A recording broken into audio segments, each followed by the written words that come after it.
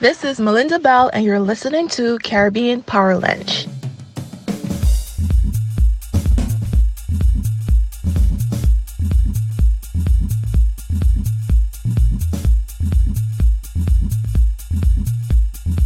Podcast world. This is Caribbean Power Lunch, where we feature Black-owned businesses. I am your host, Kevin Valley, and today is all about money. It's 2020 is the money year. That's right, folks. Hashtag money year. So on the line today, we have the founder and managing director of Astrape Finance Incorporated, which specializes in personal financial planning and business consulting, and a self-published author, Mrs. Melinda Belle. How are you doing? I'm well. How are you doing? I'm great. And so you started off as a computer scientist. Then you decided that you fell in love with accounting. No, Melinda, I actually studied banking and finance. I've been working in finance for over 10 years now, and you cannot pay me to do your accounts for you. So how did you fall in love with accounts? Well, my first job was at a law firm, and I was the accounts officer there. So it was basically a junior position. So I was exposed to QuickBooks, and I felt that I was comfortable with it because I was exposed to computer science, dealing with all sorts of software and so on, programming and all that sort of stuff. So then I just started using it, and then I realized, oh my gosh, this is something that I really love to do. Wow. I just fell in love with it. But what about it did you fall in love? Because I understand as a child, you would, once your parents do groceries, what you'll do, you'll start to add up the value of the different items they got? Something like that? Yes, I always had that entrepreneurial mindset from a little girl. When I was in Brownies, I don't know if anybody in the Caribbean was part of Brownies, but I was. Like Cub Scouts and Brownies. Cub Scouts, correct. Right. Yes. And what I did was that I thought I could start a business with the knitting badge that I got. So we were taught to knit, and I realized that I could make money with it because we were also taught to use the knitting that we created to create purses. So I figured that I can make money with it. So here I am, placing a for sale sign outside of my parents' home. And I just hope that people didn't think that the house was for sale. But I just simply wanted people to know that this was there. But I've always had a fascination with numbers, despite the fact I struggled with subtraction growing up. And not too many people know that. Why subtract anyway? Why would you need to subtract? Well, it's true. Add and multiply, right? That's the whole essence of using money. Correct. But I don't know. It's just something that's ingrained in me naturally. And I don't know if it's something to do with my father being a math teacher, because he's a math whiz. So I know if I genetically inherited it. All right, let's kind of fast forward a good bit, right? Because we have a lot to cover today, right? Sure, yeah. All right, so on February 29th, a leap year, 2012, you decided to leave your full-time paying job and start your company, Astrape Finance, with $0.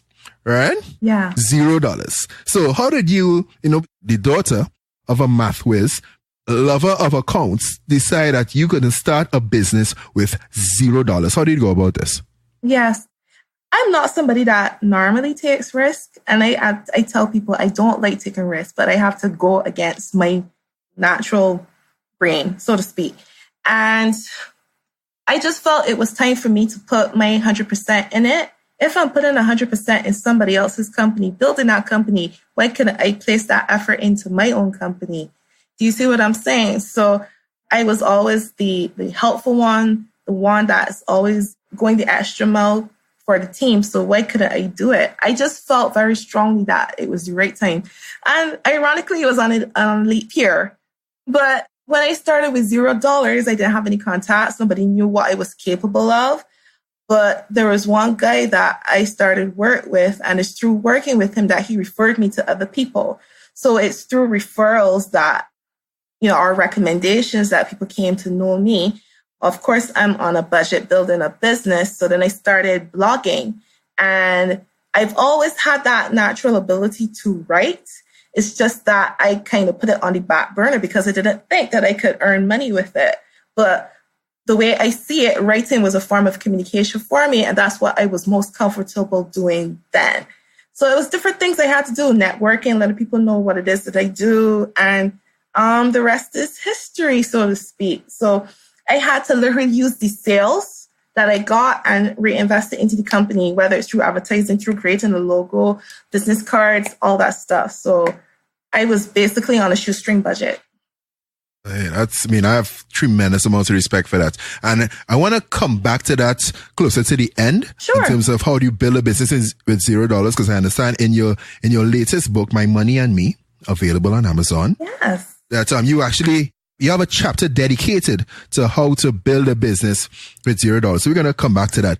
But what I would say though is that, conventional advice is saying that, okay, you have your full-time job, you save enough, a 6-month salary, a year's salary, a year's living expenses, all of that, but you decided, hey, screw this, I'm out. Yes, that's what I did. And again, it's something that I would not typically do, but I had to take that risk. I had to. So I understand you used to have a very disrespectful attitude when it came to your money. With all this trajectory, all of this, as a child, you're counting up the value of the groceries, your dad being a math whiz and your love for accounts, you were still bad with money. And I think a lot of people can relate to that. A lot of people out there, they're earning decent salaries, but are they really saving anything? Mm-hmm. Right? So how did you overcome this bad attitude towards money? And what was that attitude towards money like? Like what would your behaviors used to be like? Yeah, so my attitude was like, spend today like there's no tomorrow. That was my attitude. And I think I relied on the security of my parents are at home. They're going to take care of me so I can spend however I want. So I remember getting my first paycheck and I did whatever I wanted. I remember having convos with both of my parents. My mother is like, I was telling her, you know what, when I get paid, I'm going to go to the spa and all that stuff. And then she's like, Melinda, you need to set yourself up first. And I'm like, I don't know what you're talking about. You don't know what you're talking about. And then my dad, love my dad. My dad is like, yeah, so you should open an account at the credit union. And then I'm thinking, that's a bank for poor people. That's what I thought. It was terrible. So if I felt really down, guess what? I'm going to town and I'm buying stuff in order to make myself feel better. Not knowing and understanding that I thought that things would make me happier. But over time, I realized that accumulating things didn't really help. So I had to come face to face with my bad behavior and tell myself, this isn't good enough because you're setting yourself up in a way where you're not going to be able to secure your future financially. So what did I do? I opened my laptop, I opened Excel, and I started budgeting, which was a word I did not like at all. By the way, I don't like town anymore, and I'm very hardly, will you really find me in town? So I just became more focused. And the problem was that I didn't have a sense of direction because I wasn't thinking past the present day. But now you can't get me to start thinking about the future because then I have to remind myself, yeah, it's okay to enjoy yourself a little. It's okay to think about the present. So I had a radical mind shift. Okay. I have a friend who told me that when I tried to start budgeting, right? And I'll tell you about that in a second, right? Yes. The first thing he told me was that, KV, to manage your money, you have to manage your emotions. Yes. And this is actually Osea. He's actually been featured on this podcast. He's co-hosted a number of interviews with me, right? Okay. And he gave me a template, this big budget template that was all automatic and streamlined and everything. And I was in the habit for maybe about 3 to 4 months where everything I spend money on. So let's say I go to buy food by this pay by the pound place, right? And my bill was $52.34. I'll make a note on my phone. Okay, go and add $52.34 to your budget. I'm going to go on like that, right? And eventually I just got fed up. It's like, okay, I can't do this anymore. And that lasted like 4 months and that whole budgeting failed. Mm-hmm. But I understand you have an envelope system for budgeting. Yes. And I'm not the originator of it, but if people aren't really au fait with the whole budget templates and they get intimidated by it, simply use the envelope system in order to track your spending, in order to divide up your money. The wonderful thing about that is that you could actually make a plan for every single cent. So you can mark your envelopes, rent, mortgage, savings, investments, whatever it is, utilities, right? Mm-hmm. But the thing is that if you actually use all of your money under fund money, if you have an envelope for fund money, for example, and all of that is run out, there's no going into the utilities envelope and taking it out and putting it in the fund money. The thing is that it gets you to stick within your means, stick with what you plan to spend. Okay. All right. So, I mean, obviously, we're not actually taking cash and put them in a separate envelopes in our drawer, right? Not essentially, but it depends on the individual. Because there are some people who prefer, I know of people who prefer to use their card. When I say card, I mean debit cards to track their spending. And then there's some people who take off cash or they need to take off cash. Maybe that might be more suitable for somebody who works on a weekly basis. All right. So let's talk about developing that financial intelligence, right? And we're going to come back to that envelope budgeting as well, right? Sure. No problem. All right. So you have about 4 principles, or at least four keys to developing financial intelligence, right? And the first one is knowing that you are intelligent. Yes. How do I know that I'm intelligent? How do you know? People think that being intelligent has a lot to do with your grades. Yes, it's just a confirmation. Taking the test is just a confirmation of your intelligence. But you don't only want to rely on that. What you want to rely on are your natural abilities. Your natural abilities are what make you intelligent. And if I could be a little vulnerable, I was labeled a slow learner at school, in primary school, just because, like I said earlier, I struggle with subtraction. So walking around with that for years, I was thinking that, well, there's nothing that's absolutely special about me. There's no way that I could earn money. There's no way that somebody would take me seriously. But then I had the assistance of a coach at that time, and she asked me to introduce myself. At which time is this? That was around 2013, 14. Okay. I think right after, because honestly, I found myself getting in the way of the growth of the company. So I didn't want anybody to know me because I did not understand that people do business with people, not companies. Right. Right. So it meant that I had to put myself out there. And believe me, I am inherently shy, naturally. So I had to learn to be assertive and to speak and so on. But it was only then when she asked me to introduce myself. I mean, there's nobody there, but I had to speak over myself. So she said, say something. And I'm like, hi, my name is Melinda and I'm brilliant. And it was at that instant that I finally understood that I am. It's because I have the ability to teach. And again, I inherited that from my mother and father because they're both retired teachers. I love numbers. I love to equip and empower people.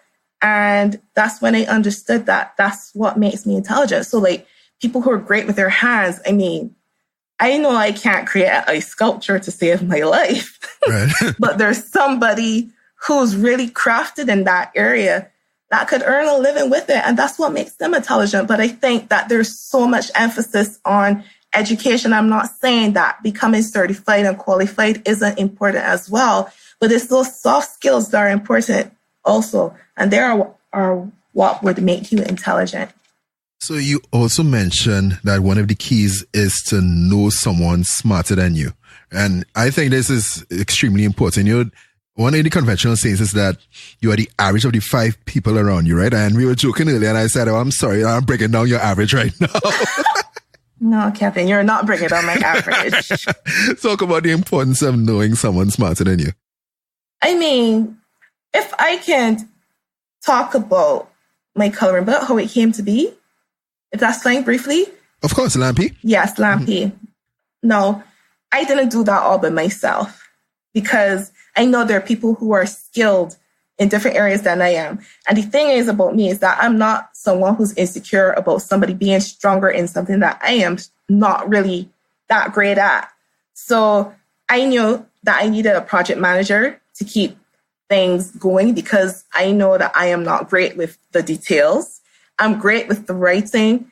I'm great with the creating. I knew that I needed someone to format the coloring book because I'm not great at that. And I knew I needed someone to illustrate. Okay. and then somebody senior who's been in teaching for a number of years to actually go over and make sure that it was suitable for that age group and that it was easy to follow. So I'm not someone that's closed off to people who know more than me. And I know that if I have people on board who are much more skilled in the area than I am, it makes what I'm offering stronger. So that's what I mean by knowing someone smarter than you. In other words, you could call it like someone who has greater strengths than you do that could complement your weakness. And that's how you could earn a living. You could create something. Okay, so it's not about being a jack of all trades and a master of none. Oh, no, not at all. You know, but that's funny because, you know, let's say you're starting a business, you have $0, right? You have $0, but you need to get all of these things off the ground so that your product is out there. So, I mean, you have $0 again. So how do you go ahead and like get and partner with people or be able to contract people to provide these services which you are not an expert in? For example, like me and audio editing. How do you do that? How do you go about doing that? So I dealt with it on a contract basis. Whatever your fee is for the project, you just let me know and then I pay you accordingly. So I don't have like full-time staff. You don't need to put yourself under pressure as an entrepreneur to have full-time staff and be paying their NAS and POA. No, you could just simply work out an agreement and arrangement and just hire them on a contract basis. So yeah, that's how I do it. Interesting. So you talk about redefining your financial culture. Mm-hmm. You grow up learning things and seeing things and examples in the home. Sometimes we inherit genetic traits in our behaviors. And sometimes you might think, oh, this is how I am. This is how I'll always be. This is the way it's always been done. But you can determine what your trajectory would be like. Anytime I have meetings with my clients, I ask them the first very thing, and it always jumps them. What was it like growing up? What I got to do with money? Why are you asking me that question? I'm like, well, there's certain things that would have helped shape your philosophy about money. If you were abandoned as a child, well, then you may behave in a certain way with your money to ensure, you know what, this isn't happening to me again. You may have not had a great relationship with your mother. You may not have had a great relationship with your father. Your grandparents had to raise you. You might have had to take care of your siblings. I mean, this is real life. These things happen. So it's really, really crucial to get to the root of the issue as to why you do behave the way you do with your money. So basically what I'm trying to say is that what you saw in the home, and I'm not saying that there are probably good examples that you saw, but what you saw in the home, you don't have to repeat that cycle again. You don't. I remember being told by a family member that I will always be in debt. No matter what I do, I will always be in debt. And I really purposed in my heart that that's not going to be the legacy that I'm going to have or the legacy that I'm going to leave behind. So that's what I talk about in terms of redefining your financial culture, just breaking the money cycle, breaking the behaviors you would have seen being portrayed in the home and behaving the opposite, choosing to be the opposite of what you would have seen. Yeah, no, it's interesting that you mentioned behaviors, right? Because, I mean, as you say in the book, right, personal finance is actually linked to behavior, right? How we feel about ourselves. It is. The way we behave is closely connected to our access to money and how we manage it, right? Yes. So you talk about some behaviors and mindsets that affect how we manage money, right? So keeping up with the Joneses, right? How we want to compare ourselves to others and compete. You want to fit in. You know, can you just expound on that a little bit? I think that's really important for the listeners. Yeah. No problem. The need to fit in. Believe it or not, adults have to deal with peer pressure as well. Yeah. It doesn't stop when you leave school. And it gets more expensive. Yes, you know, my car outside is 12 years old. People be saying, but Kevin, when you going to buy a new car? Listen, well, I don't pay any bank loan on this, you know. I own this, you know. Exactly. And that's my intention too for mine. But yeah, so you feel that if you spend a certain amount or have a certain lifestyle, that's the only way you're going to fit in with some people who don't really care about you. Does that make any sense? Yet. Mm-hmm. Yeah. So it doesn't make sense doing that. And then there's being discontent. not being happy with what you have. And I'm not saying that you shouldn't seek to improve yourself or, build yourself up. I'm not saying that, but you have a house, you have a car, everybody's clothed, everybody's fed. Be happy with what you have, and you're less likely to go against where you're going financially. And I'm not saying that there would not be a desire for more, please. I'm not saying you deny that side of you, because we're all human, but what you really want to do is to make sure you stay within your means. Compare yourself unfairly with others, and that's something that I struggled with, and sometimes I struggle with, if I could be honest. Right.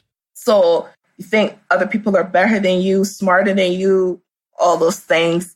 I had to get over that, because I was thinking that other people were supposed to be seen other than myself.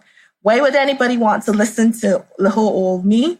So that could affect your willingness to go after opportunities to better yourself. So I'm saying, yeah, you are worthy of whatever opportunity, especially if it's going to make your financial situation better for you. Being fearful, and that's something that I have had to work on as well too.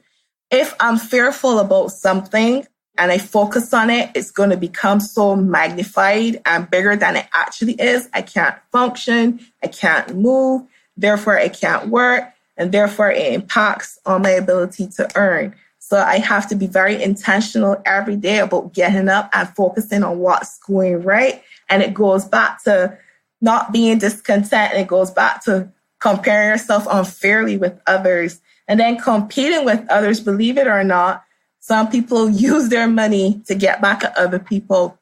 Money is not a weapon. Money should not be used as a weapon. Money is a tool.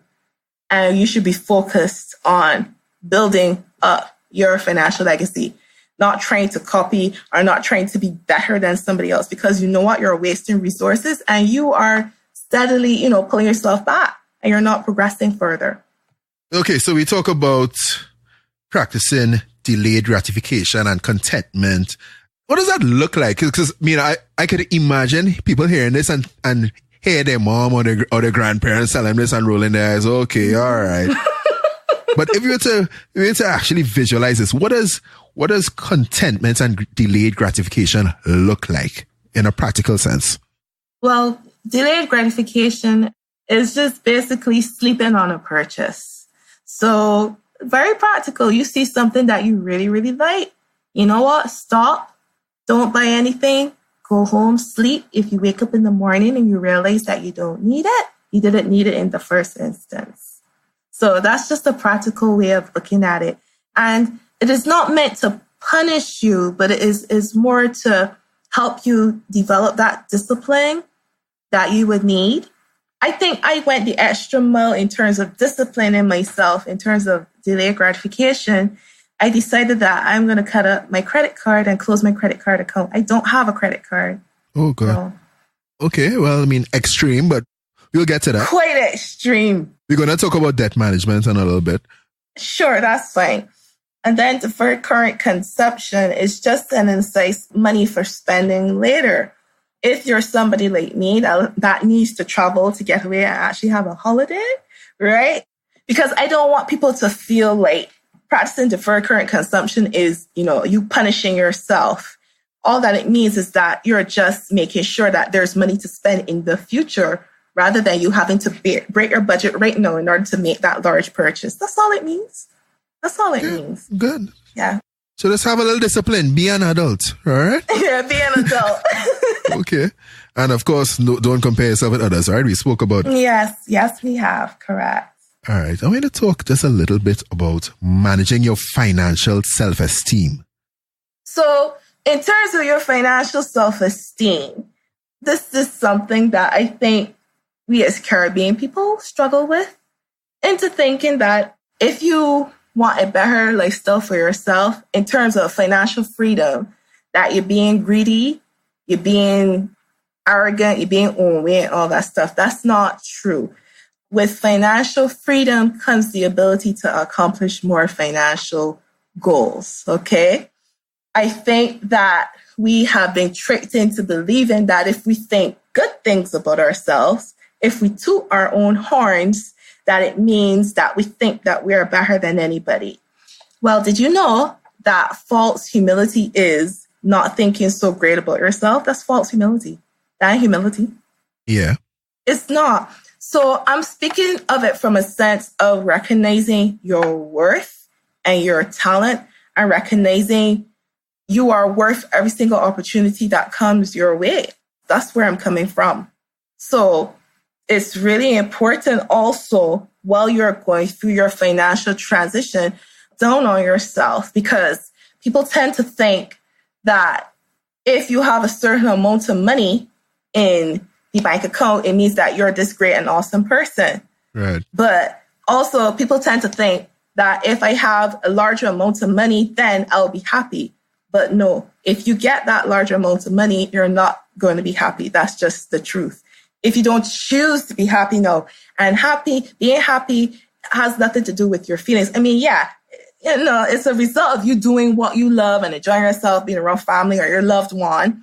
But I mean, in terms of if you don't decide to be happy with where you're at right now and you are taking the necessary steps to correct whatever financial mistakes you and I might make, it just means that you need to be happy with yourself. You don't need to come down hard on yourself. And it's something that I've had to deal with in terms of guilt, in terms of thinking I should be in a better position that I am in. Because again, you're looking at other people and you're seeing where they're at and you think that they're better off than you. But no, you should still esteem yourself while you're going through your transition. But money is not meant to make you happy. It can't and it won't. It just won't. Okay.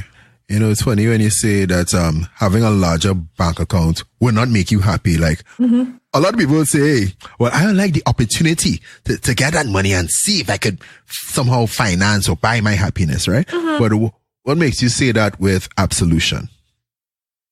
There are millionaires who commit suicide. Drops mic. Yeah.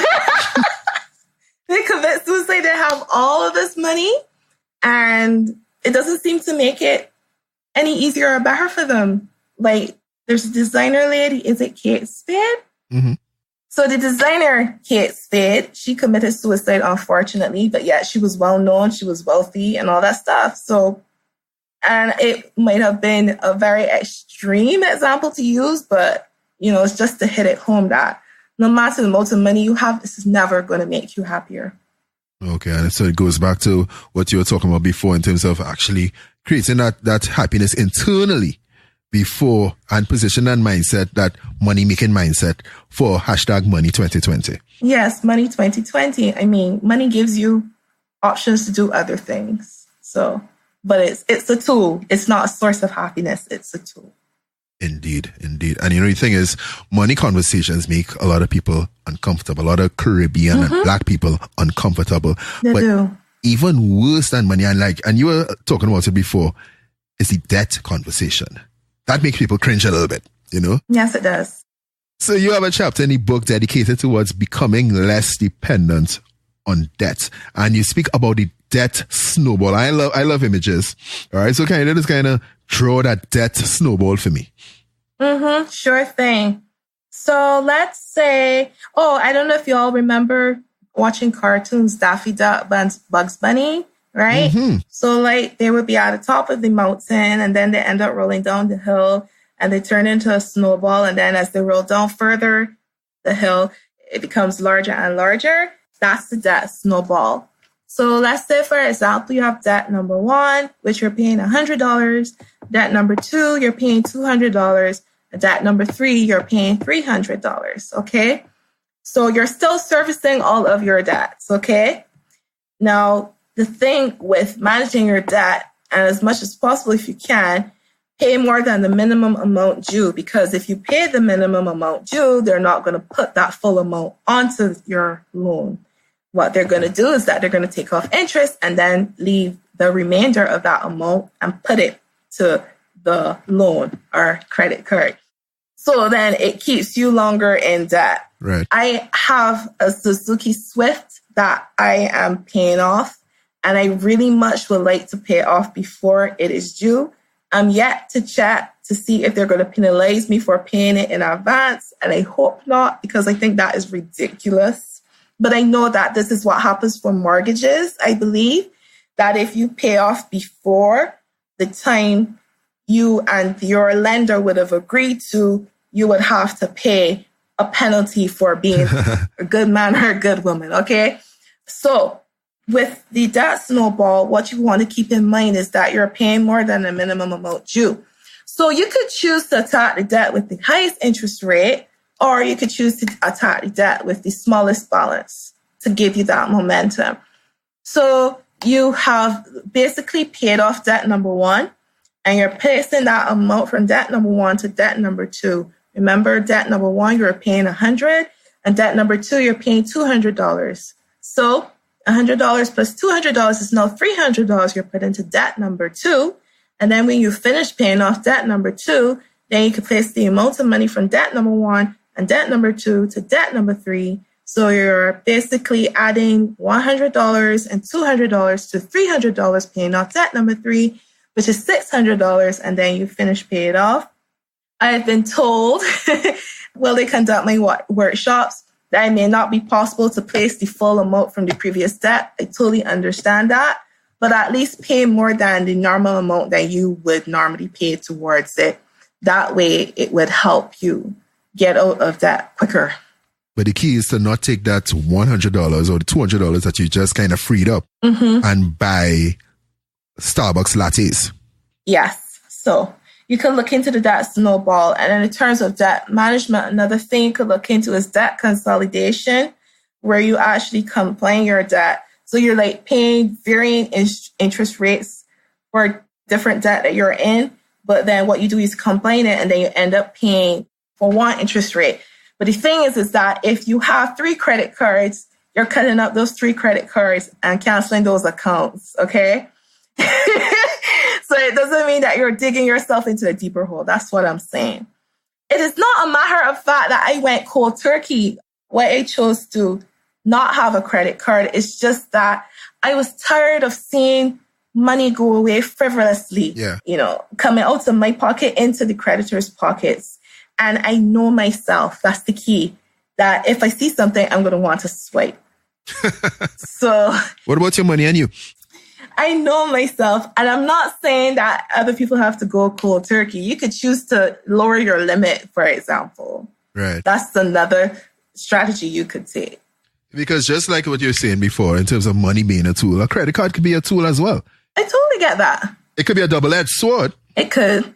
Once managed properly, it could actually help you acquire a lot of things that you wouldn't be able to acquire otherwise. And once you manage it properly, you won't be paying any interest. But I guess that's an advanced level. So first, we just want to get people to understand the principles, so. Indeed. Right. And you talk about obtaining another source of income. You say that like just go get up and just get another source of income tomorrow. No, it's not going to occur just like that. No, I know that for sure. It's just a matter of, testing the market, finding out if what you have is something that people are looking for. And there are free things that you could do in order to determine if this thing is of, value to people. There's SurveyMonkey, and they allow you to create surveys that you could send. And once you get a healthy response, then you could decide, okay, you know what, I'm going to do this in order to earn an additional income. So the key is to do some research, ask questions, ask your mentors, ask people who you really trust. Do you think that this is something that's marketable? Find a mentor. Building another stream of income is not something that's going to happen overnight, but it's going to take a lot of hard work and discipline. I mean, if we could spend a lot of time on Netflix, why can't we spend time, educating ourselves and empowering ourselves? All right. So let's get into the heartstring, right? Let's get into the heartstring of this. Yes, sir. You talk about giving your money purpose. And we love, these days we love to talk about finding our purpose. All right. Yes. Giving your money purpose and direction. What does this look like, Melinda? Let's just take this nebulous concept and just kind of bring it to life. Sure. Essentially what Kevin is talking about, giving your money purpose and direction, is financial leadership. So let's say you're the CEO of a company and you have a vision for the company to be profitable. And there are different departments. There's HR, there's accounting, there's marketing, there's manufacturing. So you each give them a task. This is what I want you to do. And once everybody does their task, then the company becomes profitable. So essentially with financial leadership, you are telling your money what to do, not allowing your money to tell you what to do. And that's what I used to do, allow my money to tell me what to do. So I've learned so much. I always say that businesses are birthed a business owner's personal experience. So I would have learned a lot, and I'm still learning a lot about myself, okay? So if you want a clear direction as to where it is that you're looking to do, what you want to do is give your money purpose, and that's via goal setting. Now, the thing about goal setting is that I think people think that everything has to happen all at once, and that's not possible. Let's be realistic. I remember, these past couple of days, I was journaling because we're about to embark onto another decade. And I'm thinking, what is it that I want to see for myself in this decade? And I just wrote down everything. But then I said, okay, you know what? I'm going to break this down by year. What am I going to do to ensure that I get closer to seeing what I want to see within these 10 years happen? Note that I'm not trying to make everything happen by the end of 2020 next year. That's not possible. But what I'm looking to do is to create strategic steps to get to where it is that I want to be. So you could choose to break your grand vision, because we all have visions, okay? So we break our vision into bite-sized pieces. Now, there are 3 types of goals. There are short-term goals, which occur within a year or less. There are intermediate-term goals, which occur within 2 to 5 years. And then there are long-term goals that happen over 6+ years. So what you want to do when you're thinking about your life, especially when you're thinking about the next decade, what is it that I would like to happen within a year? What is it that I would like to happen within 2 to 5 years? What is it that I would like to happen, 6+ years? I just wanted to include some examples, just to give people some tangibility, if that's a word. That's fine. Yeah. That's okay. So an example of a short-term goal would be, okay, I want to travel. I want to go overseas. Mm-hmm. So the wonderful thing about how we would have learned in terms of the goal setting is that it's important to know how much it will cost to accomplish that goal. Because sometimes we know what it is we want to accomplish, but we don't give ourselves a deadline. And then also, a deadline, and then we don't know how much it's going to cost us.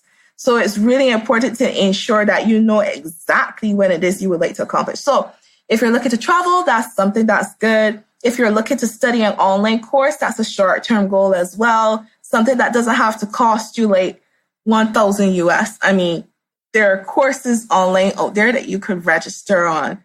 Intermediate term, you could look at home ownership. You could look at owning your own investment property. You could look at actually starting your own investment portfolio, like actually purchasing investments. And over the long term, could be your children's college education, retirement. So those will be the sort of goals that you will find under those categories. Lovely. All right. So I want to get into this sort of bonus round here, right? Sure. Building a business with $0, right? So you want people to think, hey, maybe I could build a business tomorrow. I have no money. I can do this. So just kind of map out for me, how do we build a business with $0? What are the first things we need to do? Well, the first thing you need to do, like I said, I think I mentioned it earlier, is identifying what your natural abilities are. Because I would have gone through an exercise with a young group of people. I think it was I Am a Girl Barbados, and I was invited to speak. So what I did was that I helped them create a business plan without them knowing that they were creating a business plan. Love it. Right? Because much like when you're planning your personal finances, you need a financial plan to do it. And remember, guys, you don't need to have money in order to have a financial plan. How else will you know what to do with your money when you finally get it? It's the same thing with planning your business. What would be my plan when I start getting money from the business? How am I going to make money? Where am I going to put that money? So what you want to do is to identify what your natural abilities are, like I mentioned earlier. What would you do with it? What would be the solutions that you would be offering with your natural abilities? Who are you targeting? it's not everybody. And I learned that the hard way when I was building the company. I was working with a marketing person, and it's through the youth entrepreneurship scheme here in Barbados. And yes, I had a couple of mentors there. And she asked me, who is your ideal client? I said, everybody. She's like, no, you're wrong. And I'm like, what? But I needed to hear that. Right.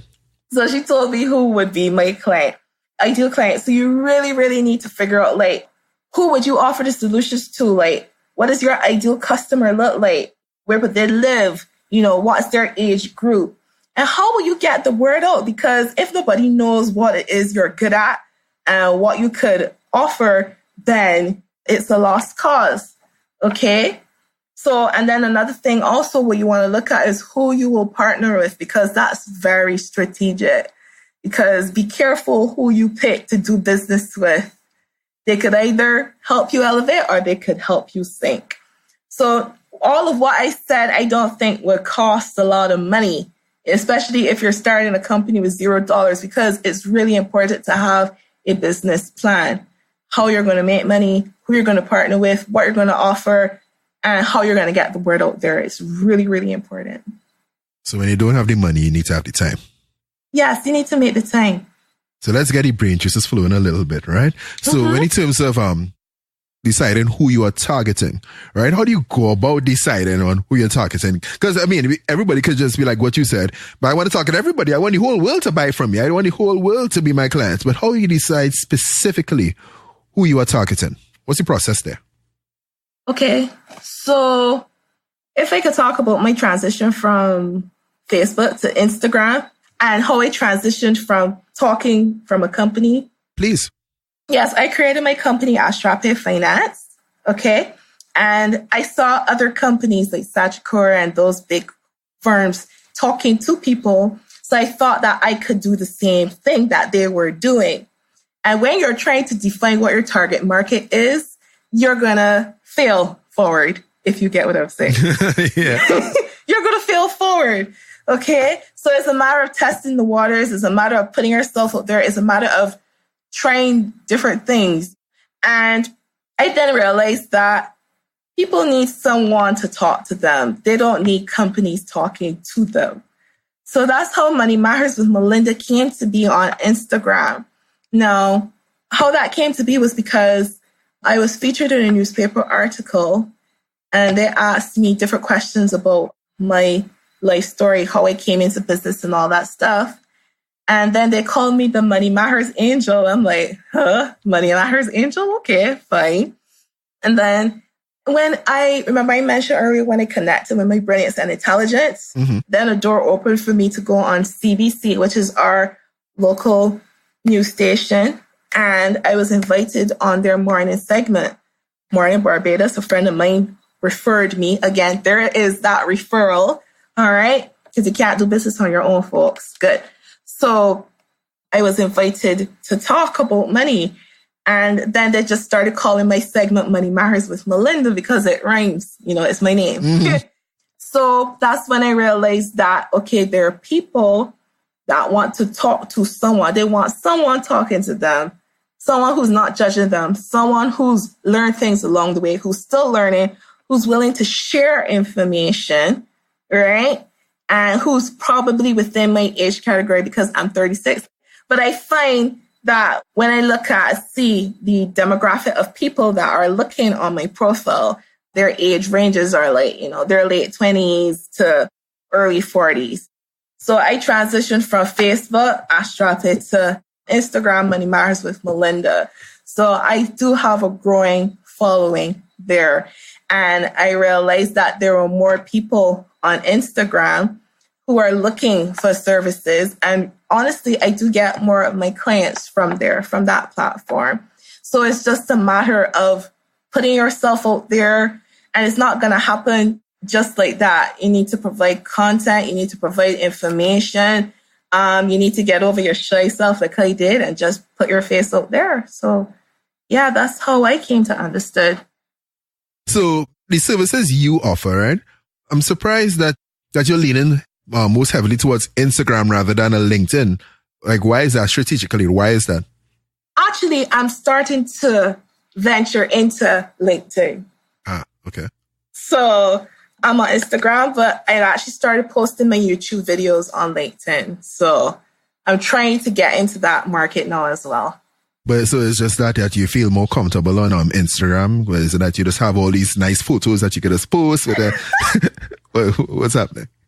It is more of recognizing my value, and I know the value of what I offer. So I know that there's another demographic that would benefit from this. So it's just a matter of transitioning onto another platform. So it just means that I'm recognizing it more and more. Okay, so other than on Instagram, where can we find you, Melinda? Where can we find Astrape Finance? How do we engage you for your services? Sure. You can WhatsApp me, 246-231-1385. You can contact me there, or you can contact me via email, Melinda, MELINDA @ASTRAPEfinance.com, astrapefinance.com, or you can visit my website, www.astrapefinance.com. And also on Instagram, I have Money Matters with Melinda. That's the finance one. And then the Melinda Goes Global. That's my personal one. It's just my personal Instagram. Okay, Melinda. So as we get ready to wrap up here, I want to know if it is anything that we didn't cover today that you want to make sure and get out to our audience. You have open mic, open forum, open platform. Go right ahead. Sure. So some of you may be intimidated by the idea of budgeting. And if it's not something that you've normally practiced, or if something that you've probably failed at, don't be discouraged.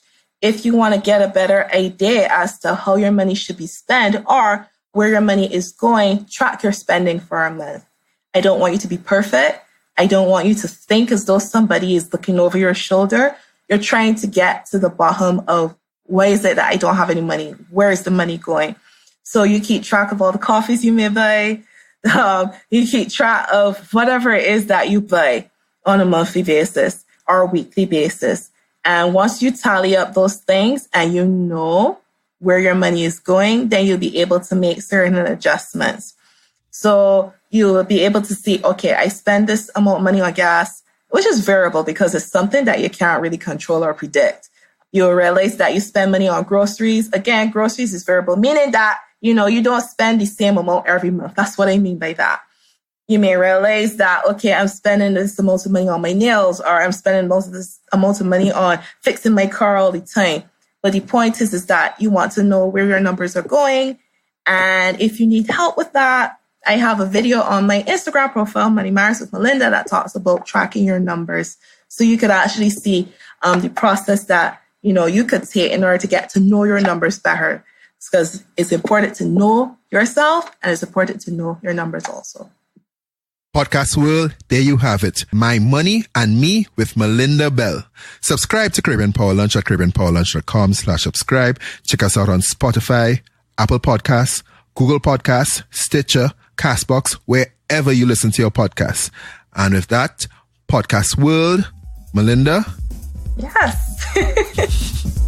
We are out.